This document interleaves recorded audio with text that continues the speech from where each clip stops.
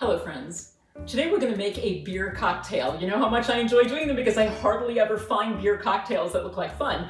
When I do find them, I want to teach them to you. Now, this beer cocktail is called the IPAlicus. Why is it called the IPAlicus? Well, it's because it features an aperitif liqueur called IPAlicus.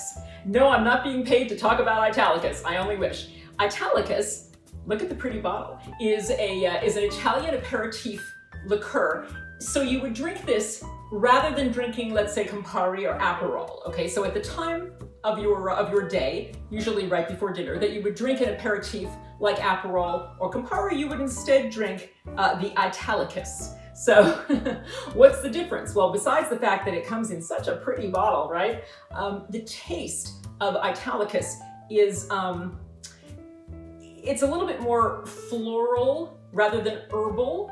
So Aperol and Campari are more herbal based. This is a little bit more floral. It doesn't taste like perfume, I promise.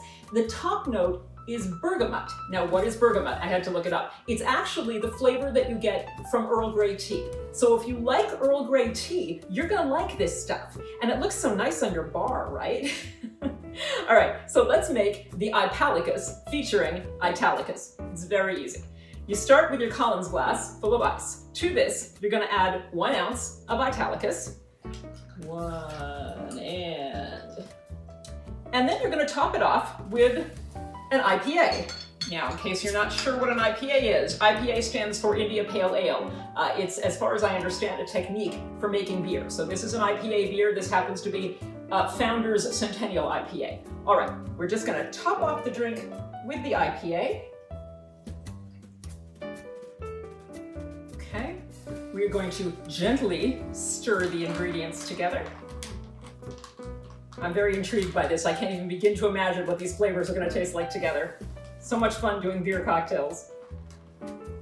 All right, the garnish, yes, there is garnish for this, is a green olive on a stick.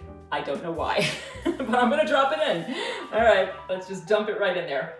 Okay. Let's give the IPAlicus a taste.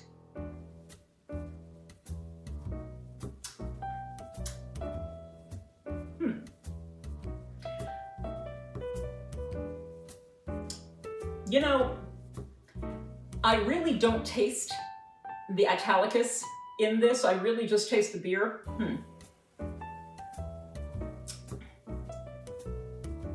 going to give it a little bit more of a stir and see if that makes a difference.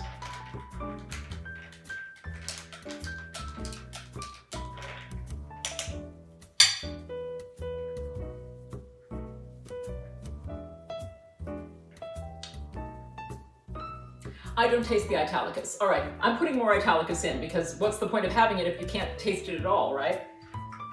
Let's try a half a count and see what happens. And, all right.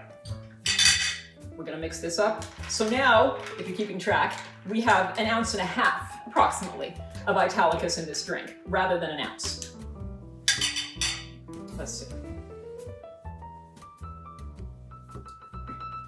Oh, that's better, okay. All right, so now what I'm getting is that top note of the flavor profile of the IPAlicus. I am getting that Earl Grey taste as well as a slight sort of lemony flavor on top of the IPA of the beer. I mean, it's good. Now that I put more IPAlicus in it. It's sort of like, you know, if you don't love beer and you want to make a flavored beer, then, you know, add 1.5 ounces of this to your next glass and you'll like it more. But if you're a beer fan, I don't really see the point of this because you probably just like the flavor of the beer the way it is. This is not, yeah, I don't know if this is really worth making. I kind of like it because it's interesting and new to me, but I don't know that I would recommend this. I don't think there's enough to it to make it worth adding the not inexpensive IPAlicus to your IPA.